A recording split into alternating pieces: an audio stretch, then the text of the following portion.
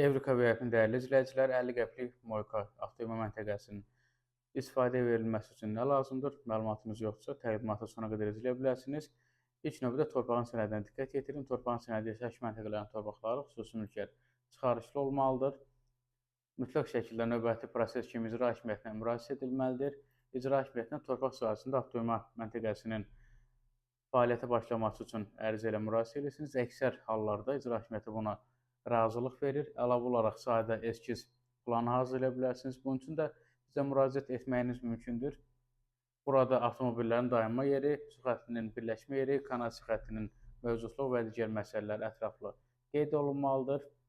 Su, eyni zamanda işıq xəttinin təmin olunması məsələsində xüsusi diqqət yetirilməlidir. Əgər ətrafda su xətti mövcud deyilsə, ehtiyatçı su çəni yerləşdirə bilərsiniz.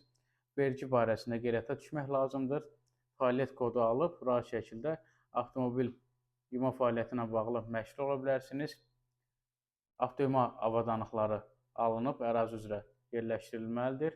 Reklam lövhəsi quraşdırılmalıdır. Lövhənin ölçüsündən asılı olaraq reklam agentliyindən icazə alınmalıdırmı, ya yox, daha ətraflı məlumatlar əldə etmək üçün bizimlə əlaqə saxlaya bilərsiniz. Ətraflı 055 433 4335. Əgər məlumatımız sizin üçün faydalı oldusa, videonu qeyd edə bilərsiniz, eyni zamanda yaxınlarınızla paylaşa bilərsiniz. Diqqətiniz və etibarınız üçün təşəkkür edirik. Sağ olun.